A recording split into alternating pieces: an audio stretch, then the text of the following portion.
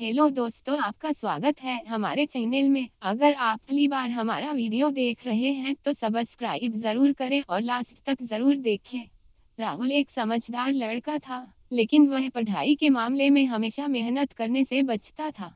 एक बार जब उसका पसंदीदा कप टूट गया तो माँ ने उसे बाजार से खुद जाकर एक अच्छा कप लाने को कहा। पहली बार राहुल को इस तरह का कोई काम मिला था। वह मन ही मन खुश हो रहा था कि चलो इसी बहाने उसे बाहर जाने को मिलेगा और उतनी देर कोई पढ़ने के लिए नहीं कहेगा। वह पास के बाजार में पहुंचा और इधर उधर कप खोजने लगा। वह जो भी कप उठाता उसमें कोई ना कोई कमी होती, कोई कमजोर होता तो किसी की डिजाइन अच्छी नहीं होती। काफी खोजने पर भी उसे कोई अच्छा कप नहीं दिखाई दिया और वो मायूस लौटने लगा। तभी उसकी नजर सामने की दुकान में रखे एक लाल रंग के कप पे जा टिकी। उसकी चमक और खूबसूरती देख राहुल खुश हो गया और झट से दुकानदार से वो कप हाथ में ले देखने लगा। कप वाकई में बहुत अच्छा था। उसकी मजबूती, उसकी चमक, उसकी शानदार डिजाइन, हर चीज परफेक्ट थी। राहुल ने वो कप खरीद लिया और घर चला गया। रात को भी वो कप अपने साथ ले बिस्तर पे लेट गया और देखते देखते उसे नींद आ गई। वह भरी नींद में सो रहा था कि तभी उसे एक आवाज सुनाई दी, राहुल राहुल। राहुल ने देखा कि वो कप उससे बातें कर रहा है। कप, मैं जानता हूँ कि मैं तुम्हें बहुत पसंद हूँ, पर क्या तुम जानते हो कि मैं पहले ऐसा नहीं था।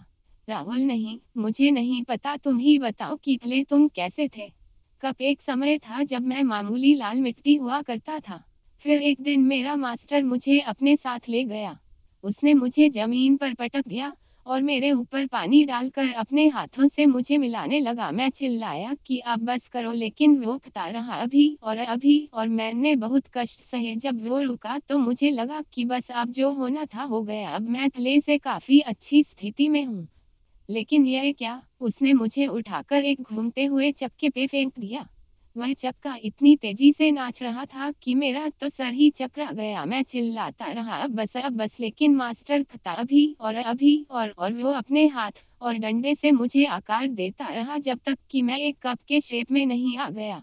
है, सच कहूँ तो पहले तो मुझे बुरा लग रहा था, लेकिन अब मैं खुश था कि चलो इतने कष्ट सह कर ही सही अब मैं अपने जीवन में कुछ बन गया हूँ, वरना उस लाल मिट्टी के रूप में मेरी कोई वैल्यू नहीं थी।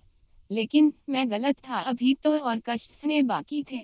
मास्टर ने मुझे उठाकर आग की भट्ठी में डाल दिया गया। मैंने अपने पूरे जीवन कभी इतनी गर्मी नहीं सही थी, लगा मानो मैं वहीं जल कर भस्म हो जाऊंगा। मैं एक बार फिर चिल्लाया, नहीं नहीं, मुझे बाहर निकालो, अब बस करो, अब बस करो।